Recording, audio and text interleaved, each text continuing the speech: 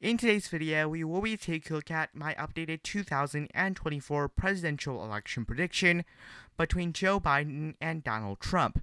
Joe Biden being the incumbent president and Donald Trump being the 45th president of the United States. Now, this is the map with the safe states filled in.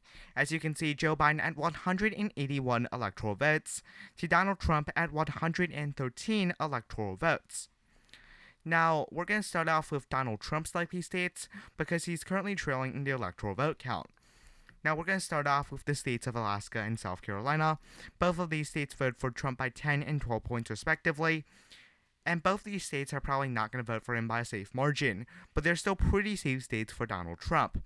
The next two states we're going to be taking a look at in the likely margin will be Iowa and Ohio. Both of these states voted for Trump by 8 points, 8.2 in Iowa and 8.1 in Ohio. And both these states are pretty similar in a number of ways.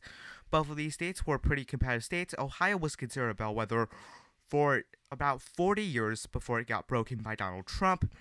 And really, Trump really helped Republicans in the rural areas, as well as mostly the working class regions, the more steel regions, the areas that produce metal, and really some of these regions in the working class suburbs around Cleveland in the state of Ohio, and Iowa pretty much in the entire state for the Republican Party. Now, the next likely Republican state is the state of Texas. Texas voted for Trump by about 5.6 points in 2020, gonna vote for him by a similar margin in 2024. I think that really Republicans could do very well in the rural areas. Democrats could possibly continue to maintain even better improvements in some of these areas around the Dallas, Houston, and San Antonio regions. Democrats will probably still overperform in some of the suburbs, but probably not enough to win the state. The next state will be the state of Florida. Now, the state of Florida voted for Donald Trump by a pretty substantial margin compared to his predecessors. Trump won the state by 3.3 points, a pretty large margin, as the last time that Republicans won by such a large margin was in 2004. If you look at the shifts here, the largest county in the state, Miami-Dade, shifted to the Republicans by 22 points. Obviously, a very significant trend. And we see that second largest county in the state, Broward County, voted for Republicans by 5 points more than compared to 2020. Now we see Joe Biden still got nearly 2 in 3 votes in the county, but still that's a good thing for Republicans nonetheless. In counties like Oskaloosa, you can see 11-point trend to the Republican Party. Now, Democrats did end up overperforming in the Jacksonville region, but not nearly enough to overperform, as they ultimately lost quite a bit of support. So definitely a likely state for the Republican Party. Now, the next state we're going to be taking a look at is the Democratic-leaning states now. So Colorado, New Mexico, and Virginia, all of those states voted for Joe Biden by between 10 points in the state of Virginia and 13.5 points in the state of Colorado. New Mexico voted for Biden by 10.8 points. And all three of these states, pretty similar. New Mexico is actually trending a bit to the Republicans, but Colorado and Virginia definitely trending towards the Democratic Party. And overall speaking, these states definitely not going to be competitive in 2024. We see Maine's at large vote as well, voted for Biden by more than 9, not going to be competitive in 2024. Now we see Nebraska's 2nd Congressional District. That's also going to be a district that's going to be going to Democrats by probably a pretty solidly margin. We're also going to get that out of the way. Maine's 2nd District going to vote for Trump by probably a likely margin, considering the district did vote for Trump by about 7 in 2020, and the district barely changed from that. Now the remaining states will all be, with the exception of Minnesota, which will be in the likely Democratic column, because Democrats did win the state by 7, and Democrats have gotten significantly better performances in the Minneapolis area. Gonna see very much Democratic improvements in that area, so Democrats are probably gonna win the state of Minnesota by a likely margin. Now the remaining states are all gonna be lean or tilt for both parties, starting with the state of Nevada. Now, Nevada is an interesting state. The state actually shifted a little bit to the Republican Party compared to where it was in 2016 and 2020. You see that the Las Vegas area trended to Republicans by 1.4 points, the county that covers around 2/3 of the state's population. Now we see that Democrats are probably going to end up losing the state of Nevada in around 20 years' time. But right now, I still say that based on the forecasts, most forecasts actually have the state as leaning Democratic. We're going to put this in this Hill Democratic column. Now for the state of Arizona.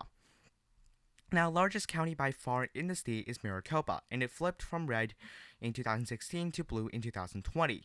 In fact, this county covers about 60% of the state's population, and Pima covers around 20%. So they combine for about 80% of the state's population. And these two counties trended both to Democrats by 5.0 points in the county of Maricopa and 5.1 points in the county of Pima. So the state is definitely trending towards the Democratic Party, and we're likely going to see Democrats continue to overperform in the state, potentially make the state a safe state by around 2040 or 2050. A state that even trending more rapidly towards the Democratic Party is the state of Georgia. Trump won the state by 5.3 points in 2016, but Joe Biden flipped the state by a very narrow margin. If you look at the shift, it's pretty substantial in the Atlanta area.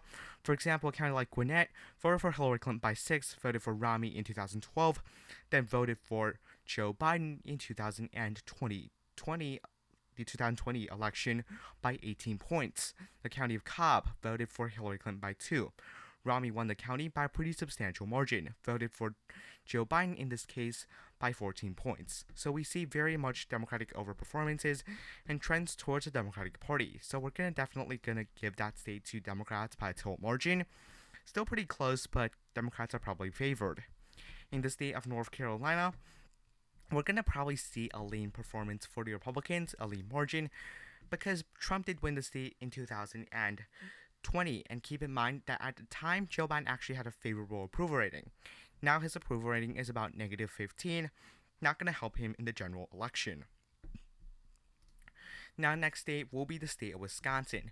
Now, Wisconsin is a very interesting one.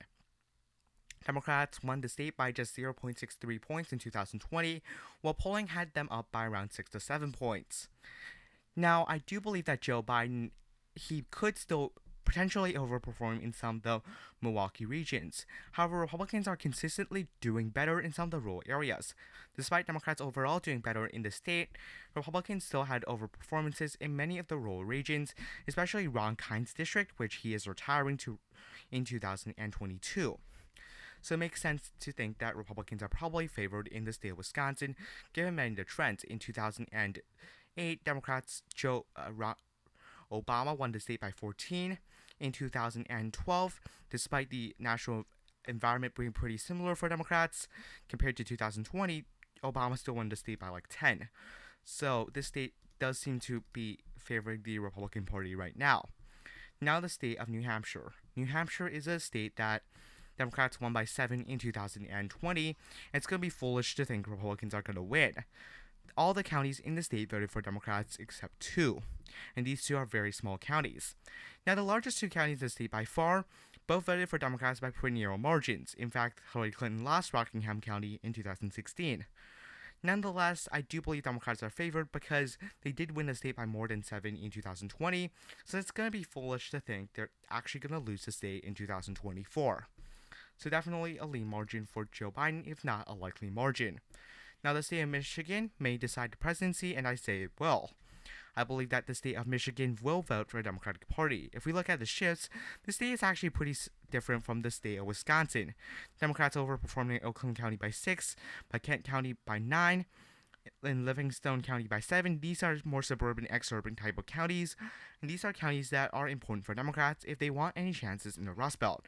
In this case, in the state of Michigan, the suburbs are actually pretty favorable for Democrats, and they have been overperforming in some of those regions. In fact, Obama barely won the county of Kent in 2008, and I'm pretty sure he lost the county in 2012. So definitely Democrats have also some room to gain in the state of Michigan. They do believe that that state will go to the Democratic Party. Finally, to the state of Pennsylvania.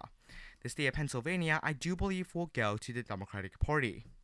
This is because of the fact that if we look at some of the trends, Democrats are actually doing pretty well in this part of the state. These are more suburban, exurban type of counties, and they're trending toward the Democratic Party. And Allegheny County, where Pittsburgh is located, also trending to Democrats by 4 points.